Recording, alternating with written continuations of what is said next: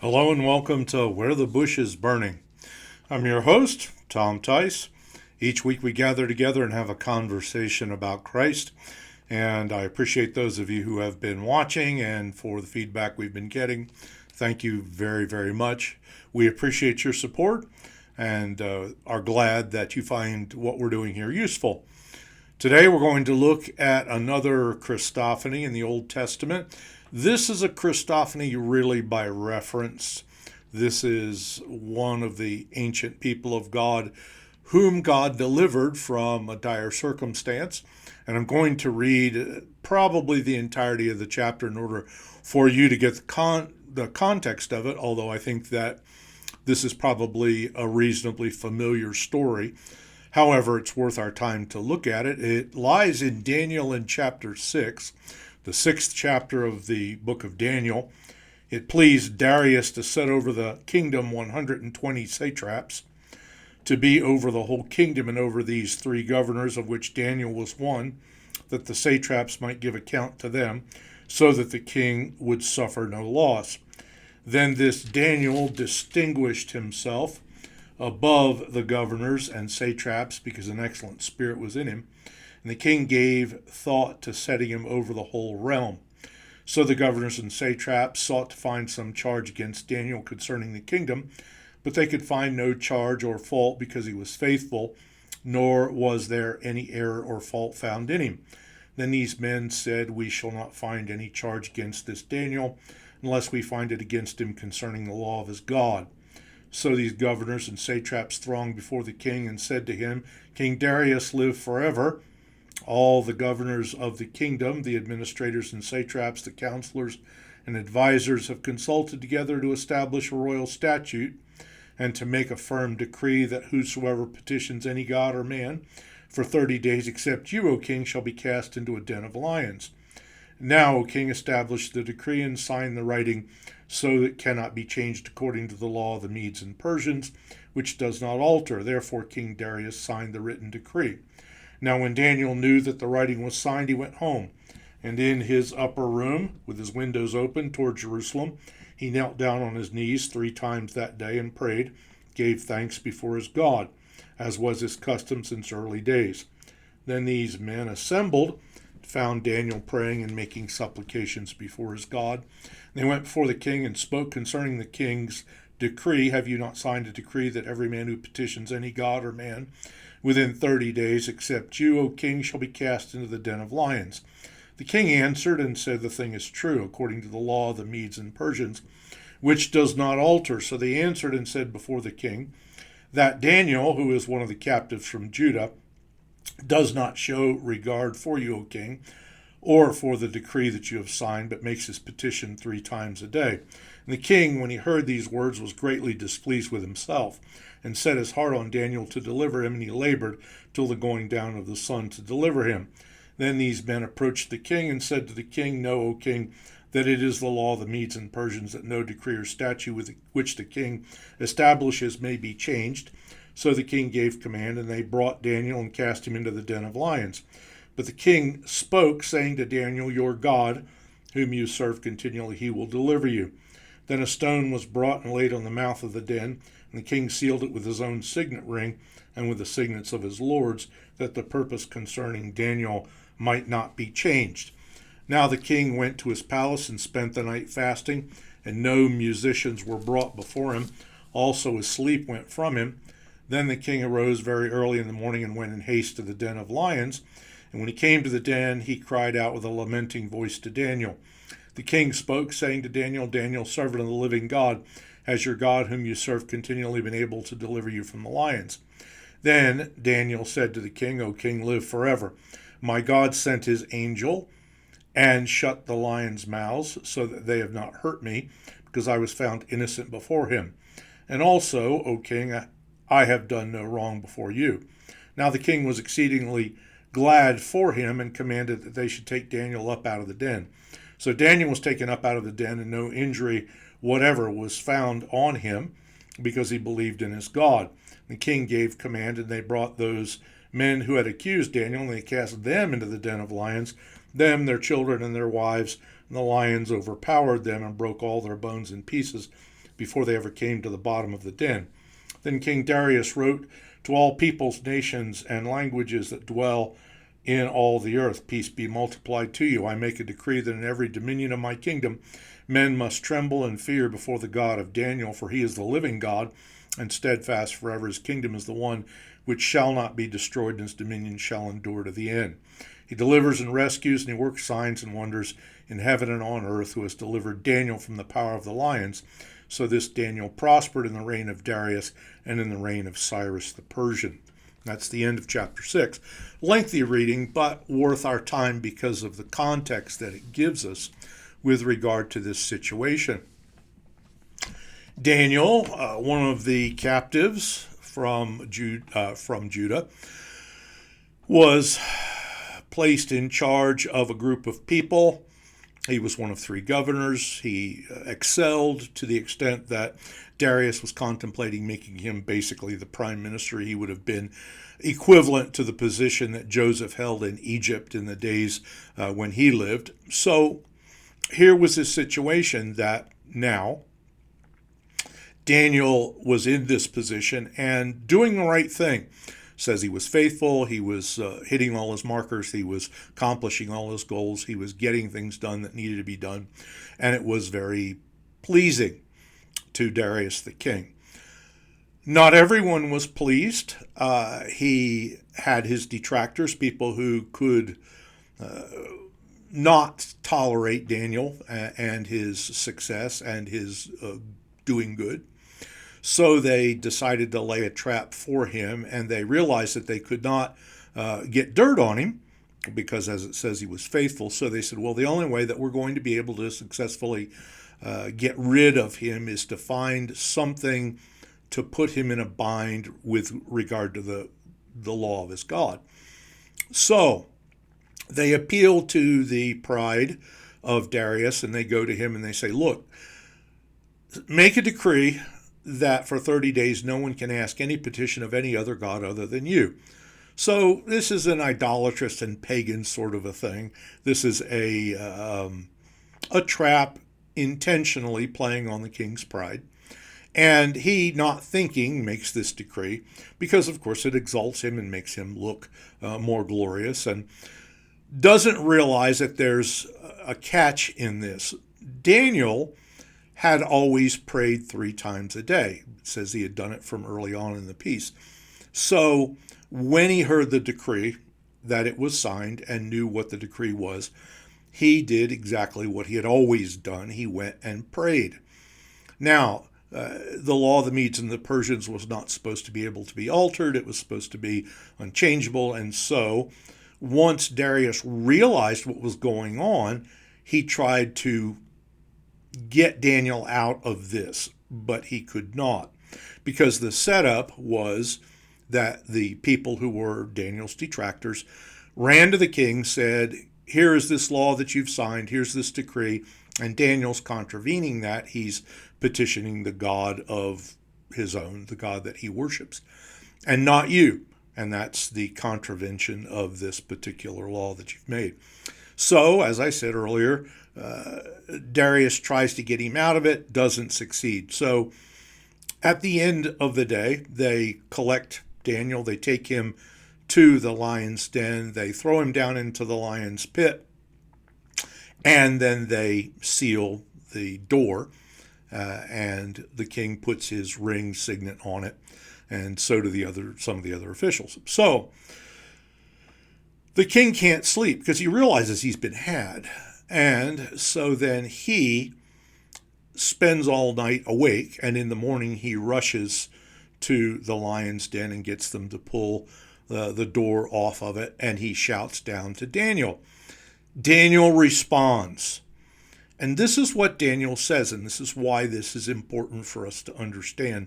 This is a Christophany. He says, my God sent his angel and shut the lions' mouths, so they have not hurt me, because I was found innocent before him, and also I have done no wrong before you. So I would argue in this particular instance that you have another Christophany, and the reason I would say that is based on the fact that earlier As we talked about last week, Christ had come to deliver his people. In that circumstance, he had come to stand up for his people when Shadrach, Meshach, and Abednego had refused to honor the king's idol and bow before the king's idol. So Christ had in person come at that point to stand up for them. Here we find that he comes to deliver Daniel. Now, Christ is going to appear later on in the book of Daniel. We're going to probably talk about that next week.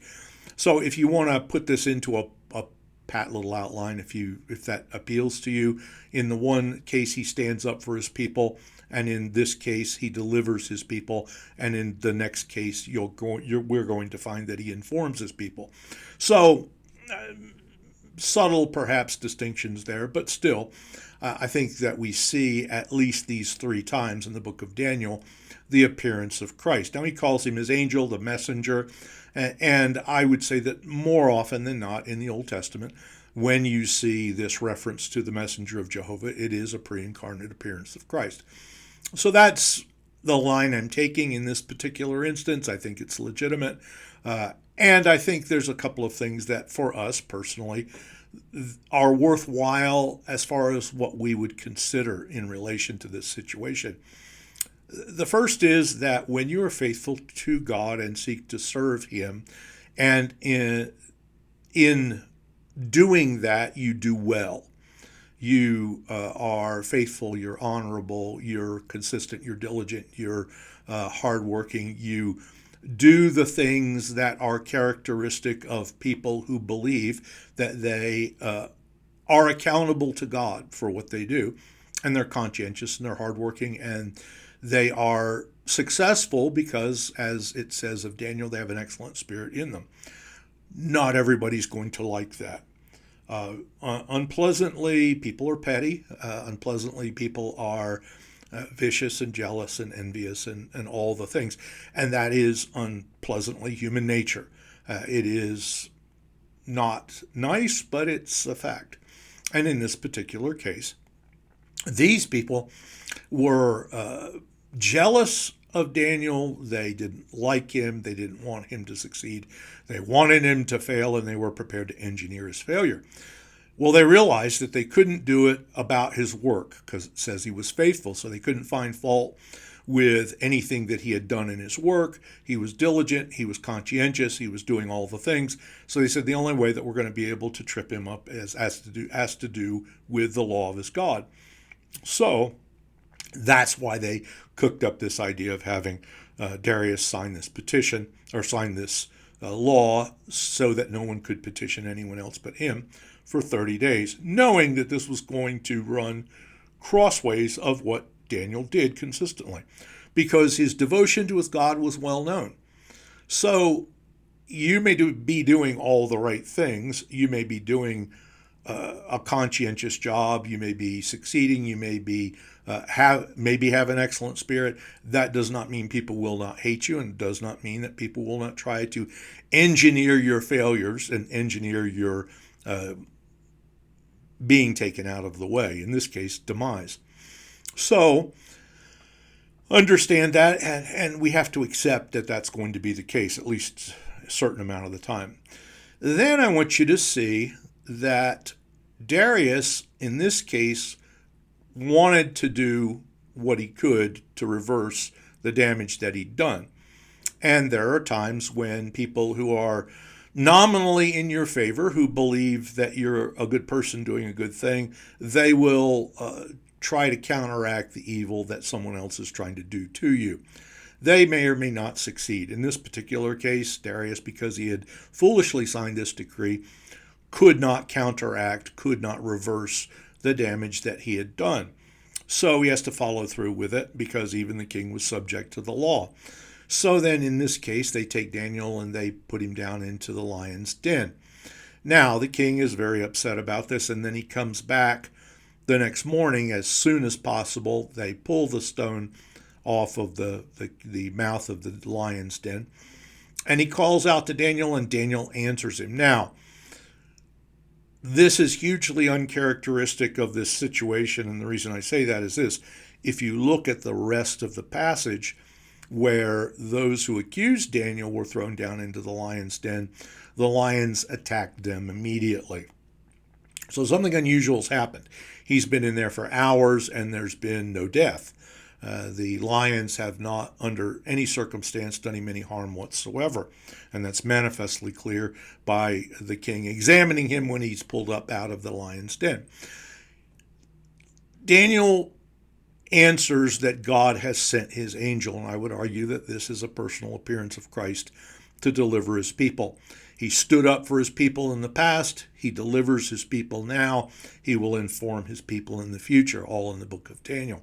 So in this case, I think we find a Christophany where Christ delivers his people. Now, having said that, I think the evidence in the course of history is that God does not always deliver his people from death.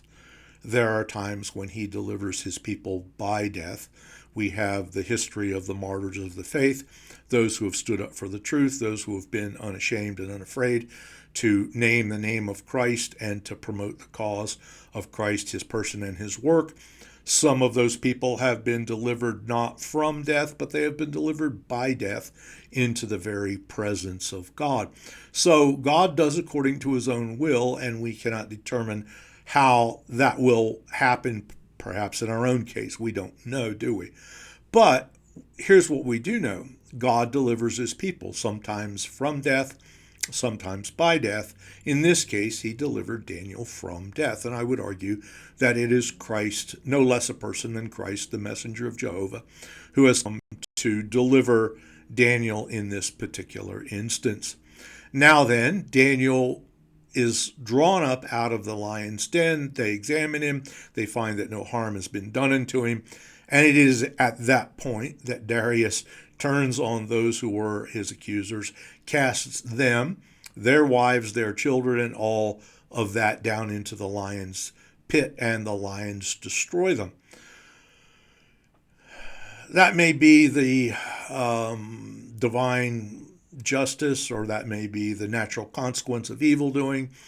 We could assign various reasons as to why this turned out the way it did. Then Darius turns around and he begins to declare the righteousness of the true and living God, the God of Daniel, and declares by decree that people must honor this God of Daniel. And so he sends it out over the whole of his dominion and tells people that this is the order that they must follow. So it's very interesting when you consider it. God vindicates his people as well. In this case, he vindicated Daniel. He brought him up out of the pit, and as a result of this situation, God, the true God, was honored over the whole kingdom.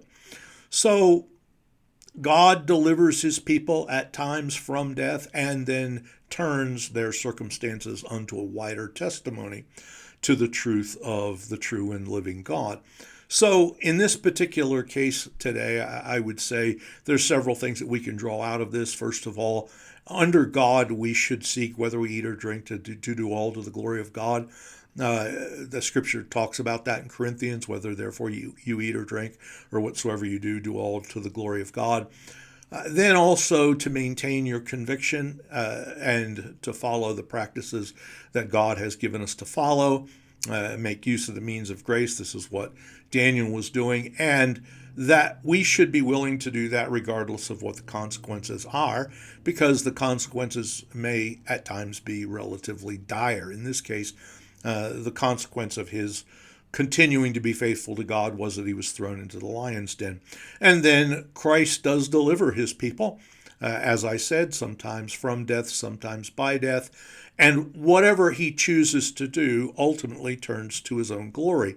And he is then demonstrated to be the true and living God, and people are brought to honor him. The scripture says ultimately, with regard to Christ, every knee shall bow and every tongue confess that Jesus Christ is Lord, to the glory of God the Father.